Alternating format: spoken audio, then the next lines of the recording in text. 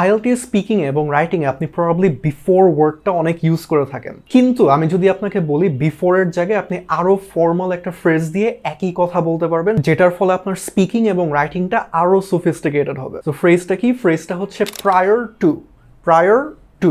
আর এটার মানে সিম্পলি কোনো একটা ইভেন্ট বা কোনো কিছুর আগে কিছু একটা হওয়া। সো আমরা যদি একটা সিম্পল এক্সাম্পল দেখি, ধরেন আমি আপনাকে বলতে যাচ্ছি যে ছুটির আগে মিটিংটি নির্ধারিত ছিল। So the meeting was scheduled prior to the holiday. So ছুটির আগে, প্রায়র টু দ্য হলিডে। আরেকটা প্র্যাকটিক্যাল এক্সাম্পল দেই, ধরেন আমি আপনাকে বলছি যে আপনাকে অবশ্যই সময়সীমার আগে আপনার আবেদন জমা দিতে হবে। তো ইংলিশে এটা আপনি বলবেন you must submit your application prior to the deadline. So ডেডলাইনের আগে, এর জন্য প্রায়র টু দ্য ডেডলাইন। এই বিষয়টা আপনি অ্যাকচুয়ালি বুঝতে পেরেছেন কিনা এটা যাচাই করার জন্য প্রায়র টু এটা দিয়ে একটা সেন্টেন্স ক্রিয়েট করার চেষ্টা করেন, পোস্টের নিচে কমেন্ট করেন এবং আমি রিভিউ করে দেবো। আমার নাম Nafi, and I'll see you on the next video.